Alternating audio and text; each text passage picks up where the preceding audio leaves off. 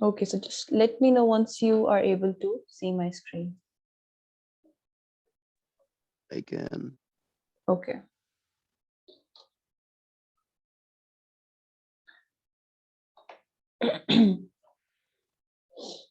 Okay, so this was the question, seventh question. The table above shows some values for the function f. If f is a linear function, what is the value of a plus b? Okay, now they are saying it is a linear function, so it is going to be a linear equation. But the problem is that we are not sure if what the m and c would be. Because if we had m and c, then we can easily solve a and b. But this way we cannot. Okay, we don't know if this equation is or this line is passing through origin, because in that case c would be 0 and things like those. So one might say that it cannot be determined from the information above. Right, okay, but this is not the case. Think about it again. Okay, let's talk about m. What is m? M is rise over run. In case of a line, whenever we have a graph, we can always find the slope. We can always find m by simply taking y2 minus y1 over x2 minus x1. Is it clear till here? Yes, ma'am. Okay. So let's find, we can find m through by using 2 points, right? So 1m can be 24 minus a divided by 1 minus 0. So the points would be basically x1 and x2 are 0 and a, and sorry, x1 and y1 are, and x2 and y2 are 1 and 24. So is it clear? Is this thing clear?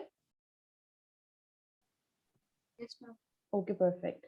So I took these 2 points from my table. Okay, these are my x's and these are my y's or f of x. That is the same thing. Okay, and okay, this is one possibility of m. Let's just find another m by using different points. Okay, so we can use b minus 24 divided by 2 minus 1. So here my x1 is 1 and y1 is 24 and x2 is 2 and y2 is b. So y2 minus y1, x2 minus x1. So this would be b minus 24 m. Now this is m, this is m. I can equate them. So I can write 24 minus a equals b minus 24, and we need a plus b. So 24 plus 24 is b plus a. So this is 48. So C was the answer. Is it clear? Uh, yeah. Sure, because this question was difficult. In the marking scheme, the level of difficulty was high for this question. So yeah, it's okay if you were not able to do it. Because anyone, this option E is basically because of this. And any student, I mean, most of them would choose E because, like, one would say that we cannot find M and C with 1 point only. So, yes, it cannot be determined from the information given. But you need to be clear. They are asking you to find the value of A plus B. So, at times, students think that, okay, so first we'll be finding A and then we'll be finding B. For that, you will need two equations. But if you have one equation like this one and you are getting a plus b, this is what you were asked to find. So you can find it through one equation as well, okay? Ishal, is it clear? Okay. The next question is the 9th question.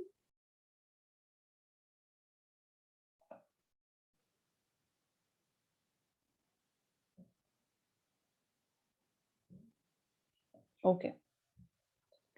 So the question says, at a bottling company, machine A fills a bottle with spring water and machine B accepts the bottle only if the number of fluid ounces is between this. Okay, so this information is just to waste your time.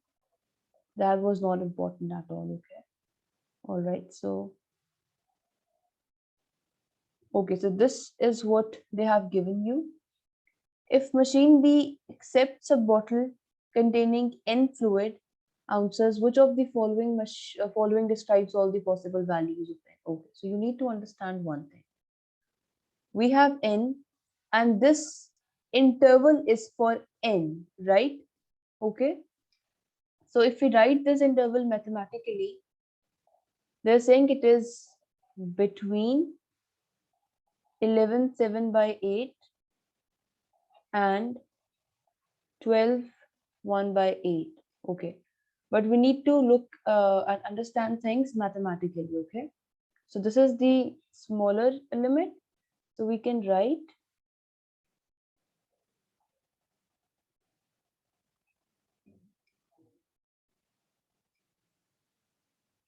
is it clear so far? I've just written this English in a mathematical way, so this should be clear.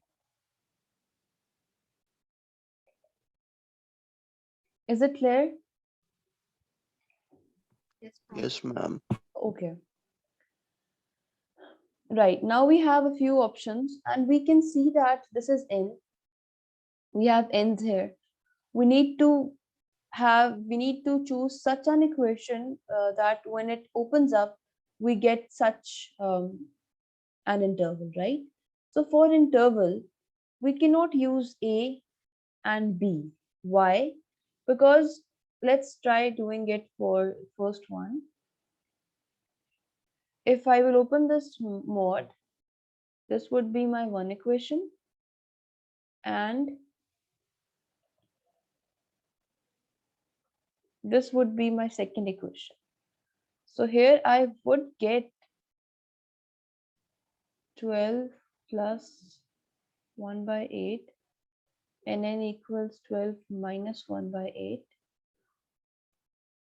This is 12/1/8 and this is 11/7/8. But the problem is that we need this interval, okay? Here, this equation is just saying that n is this and n is this. They are not saying that n has all the values between the interval. And for this, we need all the values between the interval. So this is happening because of this equality sign. One thing is clear, whenever we have an interval, equality sign should, the equations with equality, equations should not be considered. Inequalities can be the answer, okay? So we know that y, a, and b cannot be the answers. I hope it's clear. Ishal, is it clear that y, Yes. a, and b cannot? Okay. Perfect. Okay. So let's talk about C part then. Okay, C. So C option is n minus 12 less than 1/8. Okay. So we can write two equations. One equation would be this directly, and the other equation would be n minus 12, the sign would change, and we'll get this. And I told you when we were discussing mods that this is how it works. Since we have to write minus here,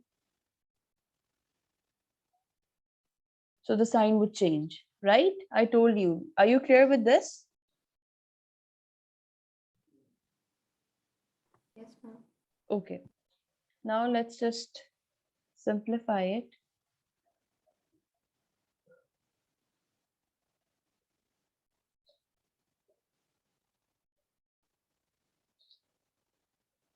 All right.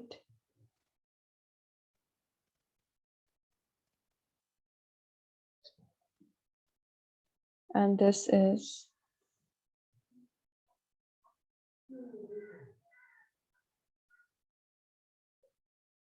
so this basically is 12 1 by 8 and this is 11 7 by 8. Okay, so we have two inequalities and let's just try reading them. So this inequality says that n is less than 12 1 by 8 and this inequality says that n is greater than 11 whole 7 by 8. Okay, and I can write it as one inequality this way. N is greater than this, so this would come here,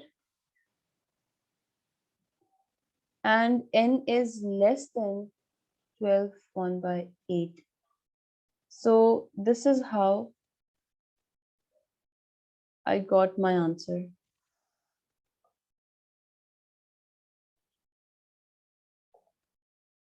Right, this is what we had to find. So this and this inequality, these two are same. So is it clear? So C would be the Yes, answer. ma'am. Okay. Ishan, is it clear? Yes, ma'am. Okay. 10th. Okay. So the question says the least integer of a set of consecutive integers is minus 25. If the sum of these integers is 26, how many integers are in this set? Okay. When you will do this question, you will see that when we discuss this topic, the book has essentials only. So we did discuss sequences, but we did not discuss, I mean, we know these type of sequences to A levels, but in SAT, we did not study this type of sequence, okay? So the syllabus of SAT is not, a very fixed or specific one. I mean, the more you practice questions, the more you will get to see that, okay, this is something which I know through prior knowledge, but it's not something which I could see in my book. And this is same is the case for NETs and different NTS tests for GAT and tests like those. Okay, let's do this question together. So this question says the least integer of a set of consecutive integers is minus 25. Okay, so we have a set or a sequence where the least integer is minus 25 and the word consecutive is telling that if this is the least integer, the next one would be minus 24 and one is being added because we have consecutive and this is the least integer, right? Okay, and so on. If the sum of these integers is 26, how many integers are in the set? So this is a sequence of with a difference of 1, positive 1, and the first term is minus 25, okay? So we can write A equals minus 25. We know that first term is A, is minus 25, D is 1, and the sum is 26. Okay, we are clear so far, right? Now we need to use the formula.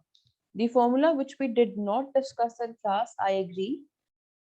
But this is the formula which we know through A levels and So this is n by 2, 2a plus n minus 1 d. Okay, so we'll use this formula. Let's just plug in all the values we have. This is 26. We need to find n. A is minus 25. Again, we need to find n. And d is 1, okay? So this is going to, I'll take 2 to that side. This is 52 equals Okay, this is minus 50 n plus, I'll multiply n with this, then n with n, it is n square, and then finally I'll get minus n. Okay, I took this 2 to this side. Okay, so we have n square minus 51n minus 52 equals 0. This is a quadratic equation. We need to make factors. So two numbers could be 52 and 1, because if I multiply these two numbers, I will get minus 52, and if I add them, I'll get minus 51. Okay, so it would be n plus 1 and n minus 52 equals 0. Finally, I will get n minus 1 and n equals to 52. Now, clearly, n cannot be minus 1 because n is the number of terms. We already have one term, and minus 1 cannot be a number. It can either be 0 or it would be a number. Okay, so this is not the answer. N equals 52 is the answer. Okay, so this was the answer. Is it clear? Yes, ma'am. Okay, perfect.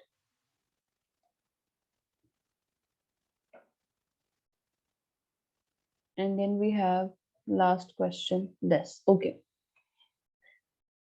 So the question says all numbers that are divisible by 2 and 6 are also divisible by 4. Okay, so this is a fact or a statement which we know is mathematically correct. Which of the following numbers can be used to show that the statement above is false? Okay. So let's talk about 4. If we think of 4, one might say that we cannot divide 6 by 4. Like we can divide 2. 4 by 2 is 2, but we cannot divide 6, right? But then we can divide 4 by 4. So one might say that this is true, but no, it is not. You need to read the question carefully. All numbers that are divisible by both 2 and 6. First, you need to make sure that the number you are choosing should be divisible by 2 and 6, and then it should not be divisible by 4, because the statement is false. Okay, so be clear with these logical statements. Okay, let's think about 8. 8 is not divisible by 6, so it cannot be a choice. 12, 2 and 6, yes, both of them are divisible by 12, but then 4 is also divisible by 12, and they want us to choose a number which proves the statement false. Okay, 18. Okay, let's talk about 18. If I divide 2 by 18, I'll get 9, and if I do it for 6, I get 3. Okay, so I can see that I am getting two numbers clearly, right? But if I do it for 4, I will not get a whole number. In fact, I will get 4.5. So again, a number is divisible by 2 and is divisible by 6, but it is not divisible by 4. So clearly this 18 is the right choice, because this is telling us that this statement is false. Is it clear? Yes, ma'am. Okay, sure. Are you clear with this? Yeah, I got this answer correct. Okay. So I will stop this.